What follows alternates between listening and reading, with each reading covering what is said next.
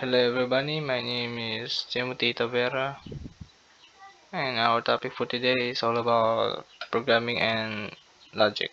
So let's begin. Ang programming mao ang backbone sa kadaghang sa mga gadgets nga atong ginagamit karon. Sa niaging dekada, ang programming daw ang programming ug ang mga programming languages kay nag-evolve kaayo. Ang uban tawagon kini nga usa ka life-changing evolution. So, ang logical thinking isa sa pinaka kinahanglanon nga abilidad aron magpalampuson sa programming. Sa tinuod nga kalibutan sa programming, importante kayo ang taas nga level sa logical thinking skills. Ang pagbasa bahin sa data structures o algorithms makapadugang gyud sa atoang abilidad sa paghunahuna og sa pagresolba sa mga problema. Ang tanan logic programming languages is mahimong igrupo sa isa ka kategory. Ang programming languages nga gitawag nga declarative languages, pareho sila nga nagamit sa ideya nga pag-analyze sa mga computations. Ang computation kay makuha pinaagi sa pagtino sa mga properties ba sa gusto nga tubag. Ang logic programs mahimong i-interpret gamit ang duha ka major concept sa kamotoran og logic. Mga duha ka major subject siya. Major subject or the main subject. Main subject the truth on logical deduction. Ang logical deduction nag-determine kung ang isa ka logical clause kay resulta ba sa program. Ang tanan nga logical programming languages adunay klaro nga operasyonal sa ang kahulugan ug kadaghanan sa ang nagsuporta sa proseso sa finite nga mga set. Ang mga programa mismo mao ang mga instruction para sa pagpatuman pinaagi sa isa ka compiler. Kini nga mga instruction kasagaran i-interpret nila nga logical statements o clauses. O ang resulta sa pag-execute kay logical nga konsekwensya sa mga computations nga naa sa sulod niini. Ang paggamit sa mga logical languages o ang uban nga declarative languages naghatag og tulo ka main advantages. Ang logic programming languages classify as high-level languages tungod kay nag-implementar sa logic sa computation imbis nga sa mechanics. Adunay sila kusog nga pattern matching mechanisms ug maayo nga memory management uban sa stacks og pointers. Tungod niini ang mga logic programming languages maayo kayong gamiton sa pag-express sa mga komplikadong idea ng algorithms.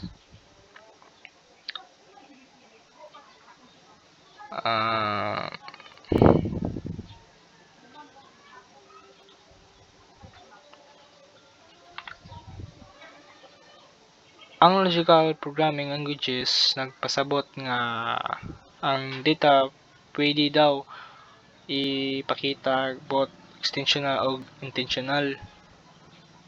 Ang intentional representation makahatag og related nga mga representation uban sa example kay agency nga list aron dali ma-access nga data elements. Kini mahimong usab kuha dynamically gikan sa mga configuration rules. Ang lain kayuhan sa logic programming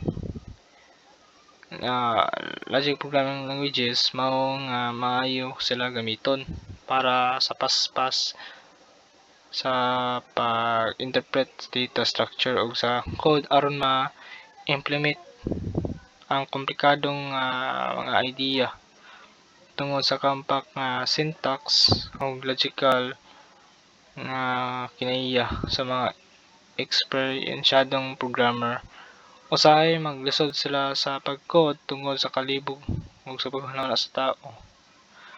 So same gyapon nga sa ako naagihan ako ning programming maglisod lisod gid siya. Nga background knowledge sa programming pods gamay. Sometimes maglisod jud ko ana siya. Ang Prolog coding mas sayon kay ang syntax ni dili raw klaro.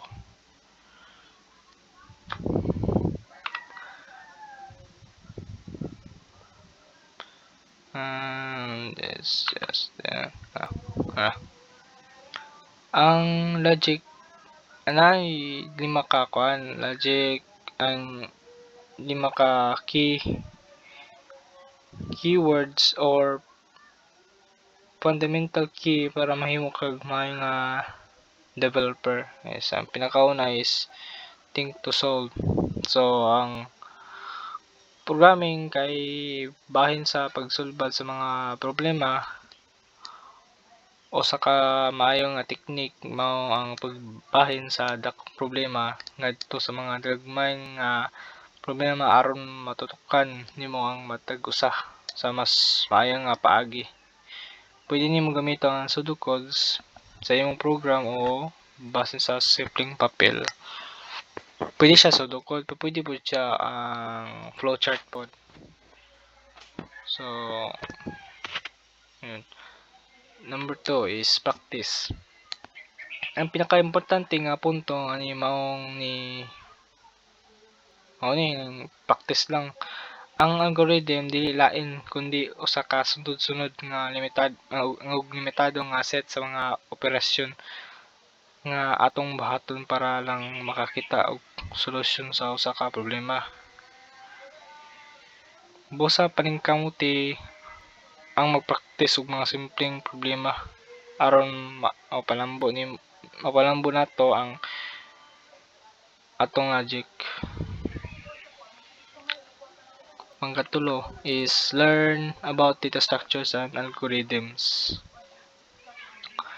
So ang pag-cut-on about sa mga structures maghatag nimo og mas maayo nga plano aron matutukan ang imong mga problema og himong og epektibong software. Pwede ka magdula og mga chess o mag-practice og mathematics. Or pwede po lang nga puzzle games like mga sudoku. Pwede ra pud na. Kaupat is learn programming paradigms. Usa ka maayo nga punto mao ang pag-cut-on sa mga programming paradigms. Siguro ang pinakasikat nga programming paradigm mao ang object-oriented programming, for short the OOP. Ang programming paradigm pareho ra sa usa ka blueprint nga sundon nato aron makahimo og mga proyekto. Pwede pud ka magtuon og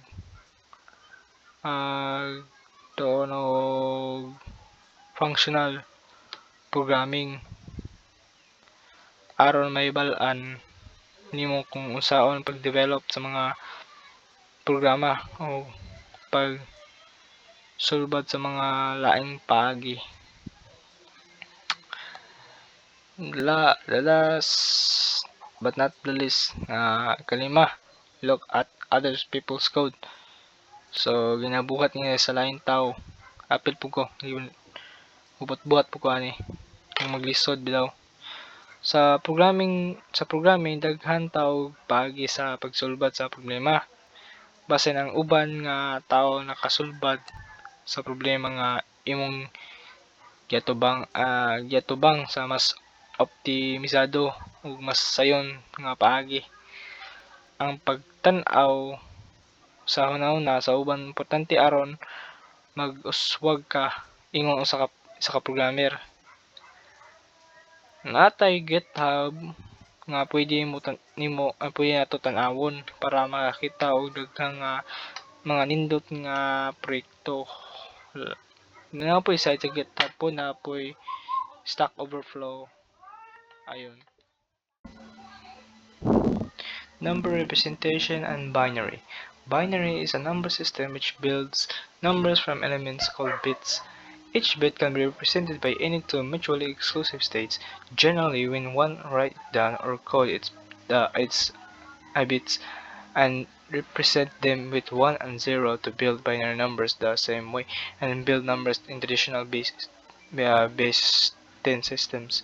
Ang binary is usa ka sistema nga asa pag number nga nagbuhat og mga numero gamit ang mga bits.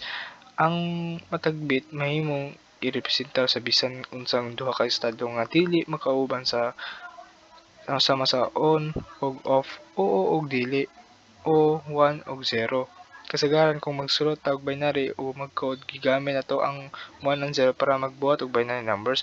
Parehas ra niya sa paagi nga magbuhat na ta og number sa atong gawas nga sistema. Base 10. Sistema siya nga base 10. Pero imbes nga gamiton nato ang digits 0 hangtod to 9, sa binary 0 ug 1 ra ang gigamit. Siya, mo ang mga binary niya. Babalik pa siya sa 1, 2, 4. Ang pag-ihap ani nila is magsugod ta sa wala.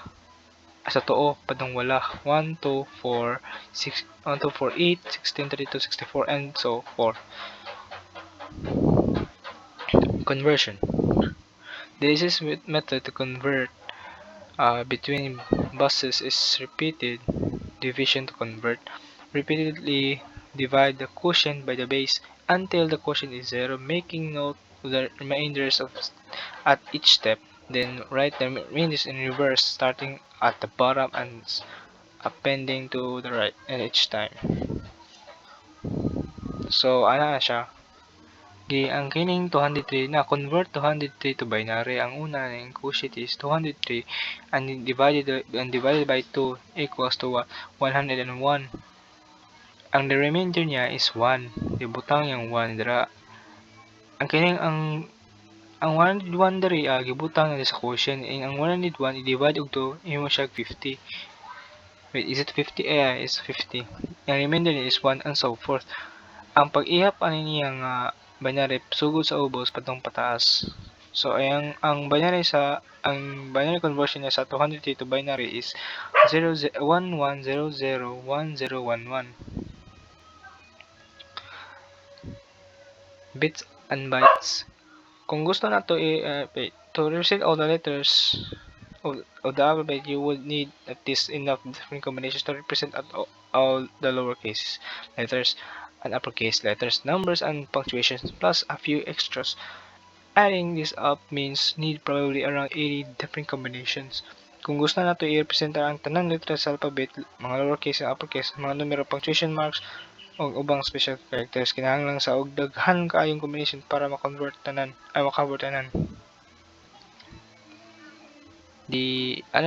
Unsa pagbasa? ASCII. ASC2. Let's just call it ASCII. Given the byte can represent any of the values of 0 through 256, anyone could arbitrarily make up a mapping between characters and numbers. For example, a video manufacturer could decide that the value of 10 represents A, so when a value 10 went to the video card, it displays a capital A on the screen. So ang byte kay mahimo mo representer og bisan unsa nga numero gikan sa 0 hangtod sa 256. Kaya ang usa ka byte kay 8 bits og 2 to 8 equals to 56. To ani bisan kinsa pwede magbuhat og ilang kaugalingong mapping o pagsugod tali sa mga characters. Apil ang letters, numero o mga symbols o mga numero. Aron malikayan ang kini mga problema gihimugna ang American Standard Code for the Information Exchange of ASCII. Kini kay 7-bit code ang pasabot adunay to the 7 or 128 kay available nga codes. Party. Ang ASCII kay usa ka 7-bit code nga og nagpasabot nga dunay usa ka bit nga wala magamit sa byte. Kining usa ka bit kay magamit para sa parity nga usa ka simple nga pamaagi sa pag-check sa mga error. The NOT operation kini ang pinaka-basic nga operation sa logic. Ang sayon kay siya kay kanaman ang magsugod ta sa 1 ang kuan siya pasabot ang natin murag kuan siya ba ni reverse siya or opposite siya sa yes ana like 1 like which is example ang true yung opposite niya sa true is false man kini ang input na day 1 ang opposite niya 0 output niya 0 kung big 0 ay ang kuan sugod yung opposite ato mahimo siya og 1